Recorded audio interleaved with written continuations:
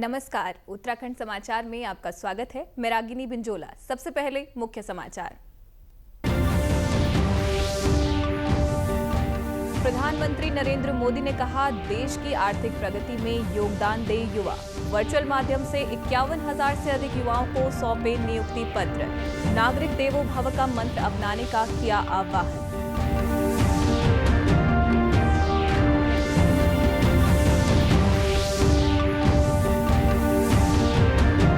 राज्य में पाकिस्तानी नागरिकों के पहचान की कार्रवाई तेज। अल्पकालिक वीजा पर रह रहे 3 पाक नागरिकों में से 2 को वापस भेजा।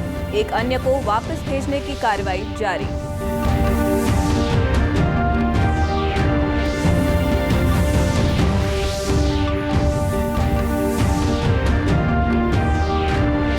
और बद्रीनाथ धाम पहुंचे मुख्य सचिव आनंद बर्धन ने कहा, सुगम और सुरक्षित होगी 4 धाम यात्रा।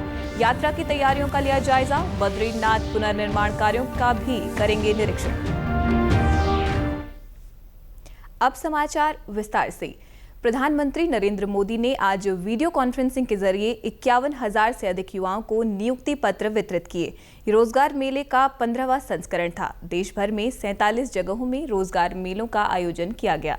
अक्टूबर 2022 में रोजगार मेला शुरू होने के बाद से केंद्र सरकार ने अब तक युवाओं को 10 लाख से अधिक स्थायी सरकारी नौकरियां दे दी हैं। केंद्र सरकार की पहल रोजगार सृजन, नियुक्तियों में पारदर्शिता सुनिश्चित करने की दिशा में बड़ा कदम है। प्रधानमंत्री ने युवाओं से देश की आर्थिक प्रगति और आंतरिक सुरक्षा को मजबूती देने के लिए आह्वान किया। उन्होंने कहा कि दायित्वों का ईमानदारी से निर्वहन ही राष्ट्र निर्माण को सुनिश्चित करेगा। उन्होंने नवनियुक्तों को नागरिक देवो भव का मंत्र अपनाने का आह्वान भी किया। आपके कार्य का मकसद केवल पद प्राप्त करना नहीं है। आपका पद भारत के हर नागरिक की सेवा करने और देश की प्रगति में अपना योगदान देने के लिए है। अभी कुछ दिन पहले सिविल सर्विसेज डे पर मैंने एक मंत्र दिया था और मैंने कहा था कि हम सरकार में जितने भी लोग हैं, हमारे लिए तो एक ही मंत्र सर्वोपरि होना चाहिए और वो मंत्र है नागरिक देवो भव। नागरिक देवो भव। नागरिक की सेवा ही आपके लिए, हम सब के लिए देव पूजा के समान है। राज्य में पाकिस्तानी नागरिकों के पहचान की कार्रवाई तेज कर दी गई है। पुलिस महानिदेशक को पाकिस्तानी नागरिकों को चिन्हित कर उन्हें वापस भेजने की त्वरित कार्रवाई सुनिश्चित करने के निर्देश दिए गए हैं।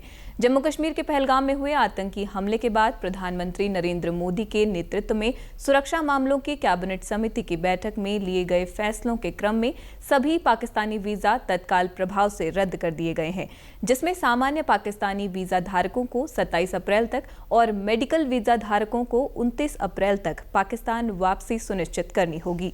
उत्तराखंड में देहरादून, हरिद्वार और नैनीताल समेत अन्य जिलों में मौजूदा समय में लगभग 250 पाकिस्तानी नागरिक प्रवासरत हैं। इनमें से 247 लॉन्ग टर्म वीजा पर भारत आए हैं और ज्यादातर पाकिस्तानी हिंदू नागरिक हैं, जबकि 3 पाकिस्तानी नागरिक शॉर्ट टर्म वीजा पर प्रवासरत हैं। आपको बता दें कि लॉन्ग टर्म वीजा, ऑफिशियल और डिप्लोमेटिक वीजा को वर्तमान में निरस्त नहीं किया गया है, जबकि अल्पकालिक वीजा पर रह रहे 3 पाक नागरिकों में से 2 को वापस भेज दिया गया है। एक अन्य को वापस भेजने की कार्रवाई की जा रही है। पहलगाम में हुए आतंकी हमले के बाद भारत ने अपने मिसाइलों के परीक्षण की संख्या को बढ़ा दिया है। एक दिन पहले INS सूरत युद्धपोत पर मिसाइल का सफल परीक्षण किया गया और रक्षा अनुसंधान एवं विकास संगठन DRDO ने अगली पीढ़ी के स्टेशन हाइपरसोनिक मिसाइलों के विकास की दिशा में एक महत्वपूर्ण उपलब्धि हासिल की। हैदराबाद में नवनिर्मित अत्याधुनिक स्क्रैमजेट कनेक्ट टेस्ट फैसिलिटी में 1000 सेकंड से ज्यादा समय के लिए लंबी अवधि के एक्टिव कूल्ड स्क्रैमजेट सबस्केल कंबस्टर का ग्राउंड परीक्षण किया गया है। ये ग्राउंड परीक्षण जनवरी 2025 में 120 सेकंड के लिए किए गए पहले के परीक्षण के बाद किया गया है। आज के सफल परीक्षण के साथ सिस्टम जल्द ही पूर्ण पैमाने पर उड़ान योग कंबस्टर परीक्षण के लिए तैयार हो जाएगा।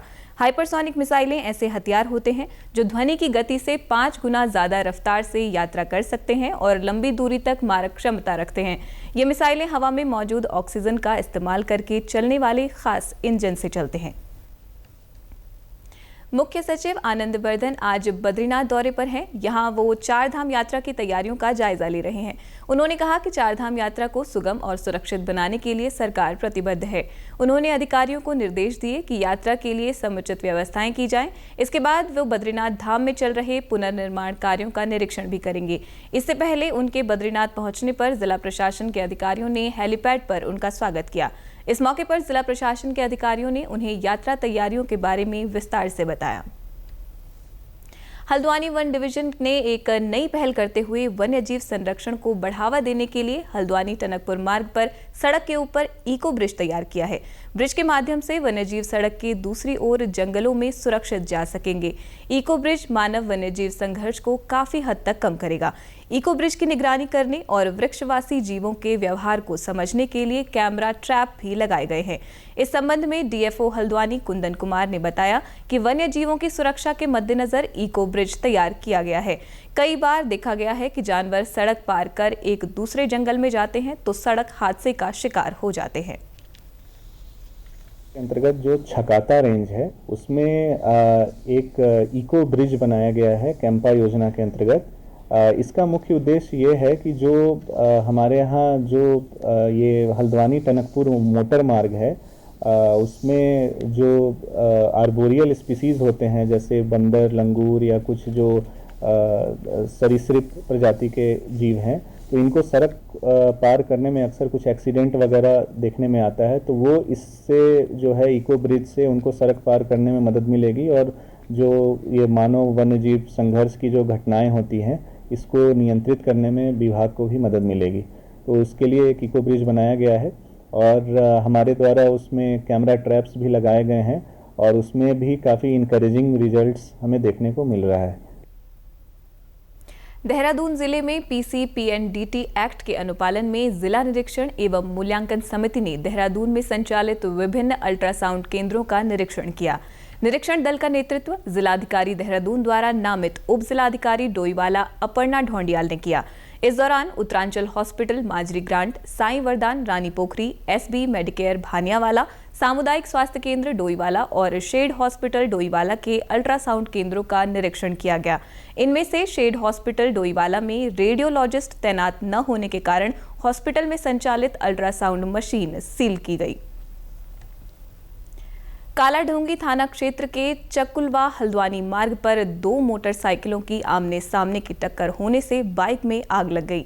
इस कारण बाइक सवार 4 लोग बुरी तरह से झुलस गए। 2 लोगों की मौके पर ही मौत हो गई, जबकि गंभीर रूप से झुलसे 2 लोगों को अस्पताल में दाखिल कराया गया है। पुलिस क्षेत्राधिकारी सुमित पांडे ने बताया कि घटना की जांच की जा रही है। प्रधानमंत्री नरेंद्र मोदी ने कहा कि मैन्युफैक्चरिंग, डेटा इनोवेशन जैसे कई क्षेत्र हैं जहां देश के युवा अपनी प्रतिभा दुनिया के सामने रख सकते हैं। भारत अब युवाओं को हर क्षेत्र में अवसर दे रहा है। उन्होंने कहा कि कुछ दिन बाद ही मुंबई में आयोजित होने वाला वेव सम्मेलन एआई और इमर्जिंग मीडिया के क्षेत्र में युवाओं को एक मंच प्रदान करेगा। मुंबई में world audio visual and entertainment summit यानी वेव्स 2025 का आयोजन होने जा रहा है। इस आयोजन के केंद्र में भी देश के युवा हैं। देश के यंग क्रिएटर्स को पहली बार इसी तरह का मंच मिल रहा है। मीडिया, गेमिंग और एंटरटेनमेंट फील्ड के इनोवेटर्स के लिए ये प्रतिभा दिखाने का अभूतपूर्व अवसर है। प्रधानमंत्री नरेंद्र मोदी ने कल सुबह 11 बजे आकाशवाणी से मन की बात कार्यक्रम में अपने विचार साझा करेंगे। इस मासिक रेडियो कार्यक्रम की ये 121वीं कड़ी होगी। आकाशवाणी और दूरदर्शन के समूचे नेटवर्क, आकाशवाणी समाचार की वेबसाइट और न्यूज ऑन मोबाइल ऐप पर कार्यक्रम सीधे प्रसारित होगा। आकाशवाणी समाचार, दूरदर्शन समाचार, प्रधानमंत्री कार्यालय तथा सूचना और प्रसारण मंत्रालय के YouTube चैनलों पर भी इसका सीधा प्रसारण होगा। आकाशवाणी से हिंदी प्रसारण के तुरंत बाद मन की बात कार्यक्रम क्षेत्रीय भाषाओं में प्रसारित होगा। इसी के साथ अभी तक के समाचार समाप्त हुए। दूरदर्शन समाचारों से जुड़े रहें। मिलते हैं फिर शाम 5 बजे के बुलेटिन में। नमस्कार।